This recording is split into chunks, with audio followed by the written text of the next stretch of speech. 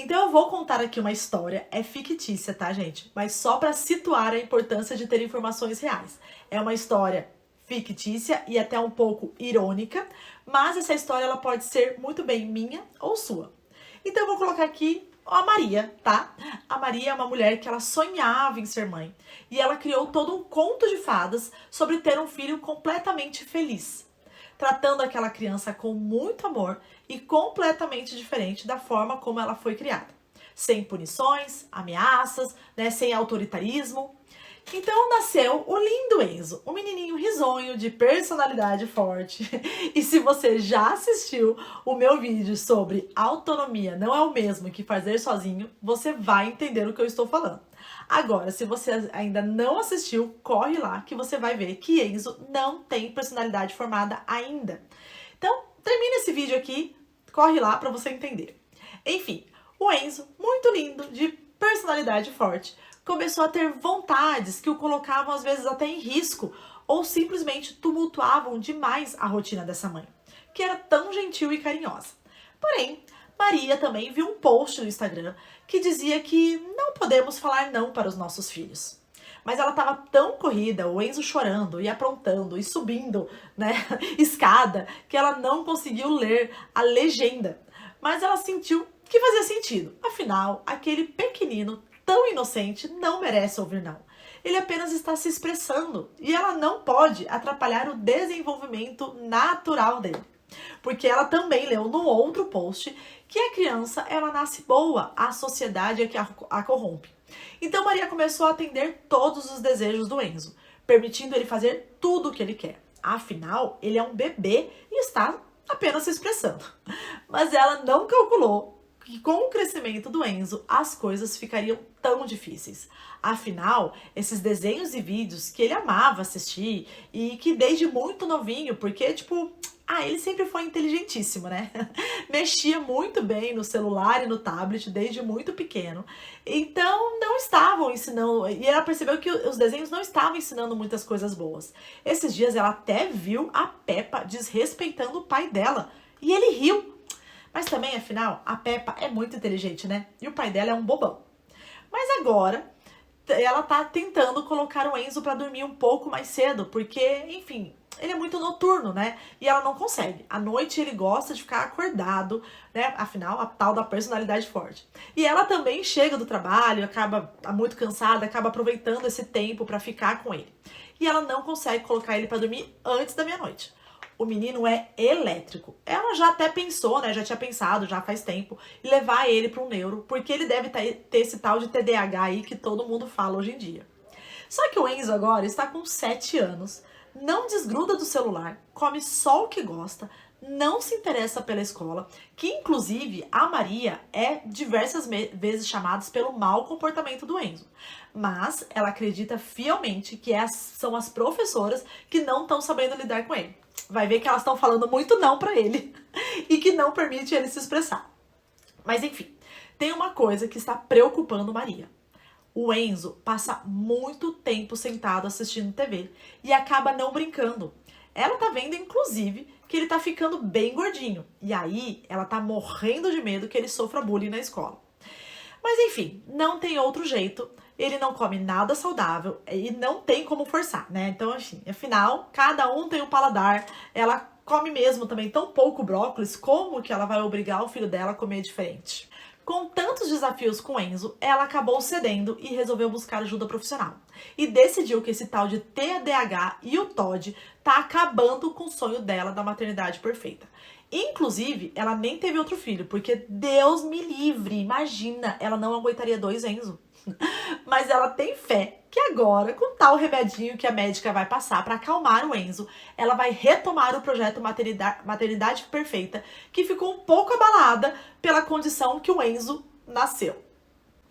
Enfim, eu comecei contando essa história fictícia, falando que ela pode ser minha ou sua, porque de fato ela poderia ser minha história se eu não tivesse ido buscar informação. Eu pensava igual a Maria. Quando eu estava grávida, né, já logo nos primeiros anos da minha filha, e que graças a Deus foi bem nos primeiros anos mesmo, né, nos anos bem iniciais, eu percebi que o caminho que eu estava tomando não ia ser bom nem pra mim né, como mãe, mas principalmente para ela. Então eu fui buscar informações sobre desenvolvimento infantil. E uma das primeiras informações que eu tive foi sobre os perigos da tela. E não só do ponto de vista de atraso motor, que isso fica muito claro, mas também cognitivo, hiperestimulação cerebral, dessensibilização das emoções, alienação da realidade, além de ansiedade e a perda total do controle que eu teria com o tempo, né, do que ela está acessando. Então, o primeiro passo foi cortar o desenho diário. Através da informação que eu tive, eu tomei uma atitude e eu cortei o desenho diário. E muitas vezes ela nem estava assistindo e eu deixava a televisão ligada só porque, enfim, eu achava que ela gostava da musiquinha. E essa informação sobre não falar não, eu também foi algo que eu busquei mais informações. Porque lá atrás eu tinha decidido que eu queria que a minha filha fosse mais autônoma. E eu comecei a perceber que eu não podia falar não, mas que ela estava se colocando em risco. E que eu não tinha tanto tempo pra educar ela, porque afinal, né, eu trabalhava demais, desde manhã até de noite, eu já contei essa história, eu trabalhava o dia inteiro, então eu não tinha muito tempo de ficar explicando pra ela tudo. E tinha hora que o não era bem-vindo. Então eu falei, cara, eu preciso entender melhor do que esse negócio do não. E aí também eu fui buscar uma informação mais aprofundada sobre isso. E eu entendi que, na verdade, o nosso cérebro, no modo geral, quando ouve o não seguido de uma informação, primeiro ele pensa na informação no positivo. Então, assim, por exemplo, se eu falar pra vocês, não pense no elefante cor-de-rosa. Eu tenho certeza que você primeiro pensou no elefante cor-de-rosa. Porém, como um adulto, né, com um desenvolvimento cerebral e cognitivo já completo, você primeiro pensou no elefante cor-de-rosa, mas logo você conseguiu trocar a cor do elefante para azul, verde, ou enfim, nem pensou mais no elefante. Mas o mesmo não acontece com o seu filho. Então, quando você diz pro seu filho, não mexa aí, primeiro, ele absorve a informação no positivo, ou seja, mexa aí.